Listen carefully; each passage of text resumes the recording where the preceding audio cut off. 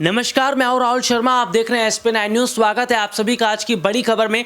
बड़ी खबर की शुरुआत गौतम अडानी से। जी हां, देश के सबसे बड़े बिजनेसमैन गौतम अडानी की इन दिनों हालत जरूरत से ज़्यादा खराब दिखती नजर आ रही। दरअसल लगातार अडानी ग्रुप के शेयर जिस तरीके से गिर रहे हैं और हफ्ते भर के अंदर कई अरबों खरबों का नुकसान गौतम अडानी को हो गया है, उससे खबर ये निकलकर सामने भी आई है कि गौतम अडानी कभी भी खुद को ये बता सकते हैं कि अब उनके पास पैसा नहीं है कि वो निवेशकों को लौटा सके, क्योंकि गौतम अडानी के ऊपर ज़रूरत से ज़्यादा कर्ज है, न सिर्फ सरकारी बैंकों का बल्कि निवेशकों का भी। लेकिन अपने दर्शकों को ये ज़रूर बताते हैं कि गौतम अडानी इससे पहले अभी जो रिपोर्ट सामने आई है उससे पहले किस तरह की ज़िंदगी गौतम अडानी जी रहे थे। लग्जरी गाड़ियों का पूरा कलेक्शन है, लग्जरी गाड़ियों से आते जाते थे। एक वक्त में गौतम अडानी बजाज के स्कूटर से चला करते थे, लेकिन उनके पास देखते ही देखते लग्जरी गाड़ियां भी आ गई। जी हाँ, एक रिपोर्ट अपने दर्शकों को दिखाते हैं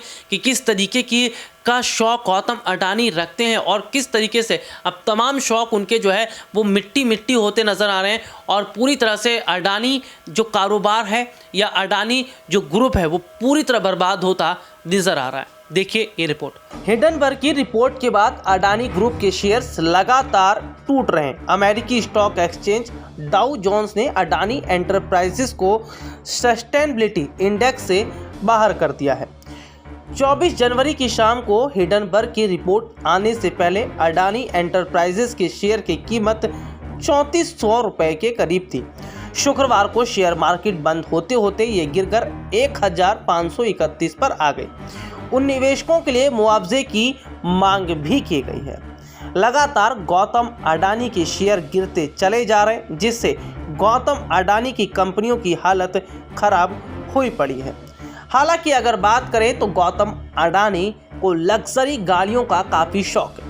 गौतम अडानी ने अक्टूबर 2022 में एक वाइट कलर की रेंज रोवर खरीदी थी, जिसकी कीमत 4 करोड़ बताई जाती है। ये मॉडल रेंज रोवर का auto biography 30 diesel long wheelbase है। इसमें 7 पैसेंजर की सीटिंग होती है। कार में 3.0, डीजल कार में 3000 सीसी का इनलाइन 6 डीजल इंजन दिया हुआ है। इसके अलावा बात करें तो कुछ वक्त के बाद गौतम अडानी लैंड रोवर को खरीदा। लैंड रोवर के इस खास मॉडल में 8 स्पीड ऑटोमेटिक ट्रांसमिशन के साथ 4 व्हील ड्राइव फीचर भी मिलता है। बताया जाता है कि गौतम अडानी को गाड़ियों का जिस तरह से शौक है और इसके अलावा उन्होंने कई और महंगी गाड़ियां भी खरीदी थी और आए दिन गौतम अडानी लग्जरी गाड़ियों में चलते थे। गौतम अडानी के कार के कलेक्शन में रोल्स रॉयस घोस्ट सीरीज भी शामिल है। इसका एक्सटीरियर और इंटीरियर काफ़ी प्रीमियम और लग्जरी माना जाता है। रोल्स रॉयस घोस्ट सीरीज की भारत में करीब 4.50 करोड़ रुपए की कीमत बताई जाती है। उनके पास BMW 7 सीरीज़ है। BMW इंडिया ने हाल ही में अपनी लग्जरी फ्लैगशिप सेडान की BMW 7 सीरीज़ लॉन्च की थी। भारत में इसकी शुरुआती कीमत 1.70 करोड़ रुपए है। उनके पास टोयोटा वेलफेयर है। भारतीय बाजार में वेलफेयर टोयोटा की सबसे महंगी कार है। इसकी एक्स शोरूम कीमत करीब 95 लाख है। ये सिंगल एग्जीक्यूटिव लाउंज वेरिएंट में आती है। इसमें 2.5 लीटर पेट्रोल हाइब्रिड इंजन दिया हुआ है। उनके पास ऑडी Q7 है। देश के ज़्यादातर सुपरस्टार बिजनेसमैन के पास ऑडी Q7 है।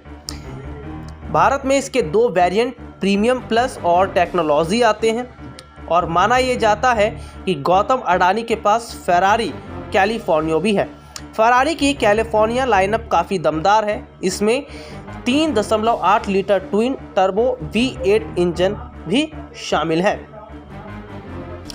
एक वक्त में गौतम अडानी बजाज के LML स्कूटर से चला करते थे, लेकिन देखते ही देखते उन्होंने न सिर्फ रात दिन बढ़ोतरी की बल्कि लग्जरी गाड़ियों के साथ साथ उन्होंने कई बंगले भी खरीदे। ये रिपोर्ट आपने देखी जिसमें हमने अपने दर्शकों को विस्तार से दिखाया कि किस तरीके का शौक गौतम अडानी रखते हैं।